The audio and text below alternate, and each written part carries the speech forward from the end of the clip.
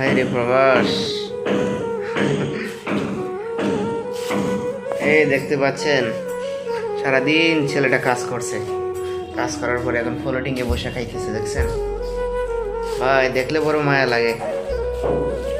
কি আর করব, দেশের তো মায়ের হাতের রান্না ফালায় এখন আসছে প্রবাসে। এই যে দেখতে পাচ্ছেন, এই যে তার অবস্থা।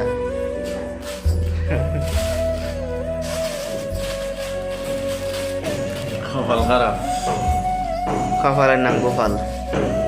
দেখতে পাচ্ছেন এই ফ্লোটিং এ খানা খাইতেছে। যারাই আসবেন প্রবাসে চিন্তা করে দিব যে এক সময় মানে এটা খাওয়ানি লাগবো, এই ফলে দিনের মধ্যে খাওয়ানি লাগবো, না খাইলে আপনি না যখন যে ভালো দামি হোটেলে যাবেন বাড়িতে ভালোটা মানে পড়াইতে পারবেন না। হ্যাঁ, এই তো একটা দামি একটা কথা বলছে সবাই। আর যদি মনে করেন যে একটু খাওয়ানটা মানে সেফ মানে ফুসফাস না করে মানে চলবে, ইনশাল্লাহ মানে মাসে 50, 60, 70 এরকম খাওয়াইতে পারবেন।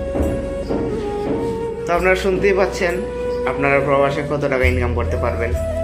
আর এই ফ্লোটিং এ খাওয়ার মধ্যেও কিন্তু ভাই একটা মজা আছে। মজা আছে না? ঠিক আছে, এই যে ডাউলে এটা মানে আলাদা একটা ফিলিংস আছে, আলাদা একটা মজা আছে। হ্যাঁ। আমি যে খাইতেছি এই যেমন একটা এটা আমি ইচ্ছা করে খাইতেছি। হ্যাঁ, ইচ্ছে করে চাইলে কিন্তু ফিলেট কিনে আনতে পারে।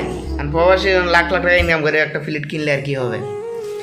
তো একটা কথা হচ্ছে ওই যে আমরা আগে এই বন্ধের মধ্যে খাবার নিয়ে যাইতাম, এই খাবারটা কিন্তু সবচেয়ে মজা লাগতো খাবারটা।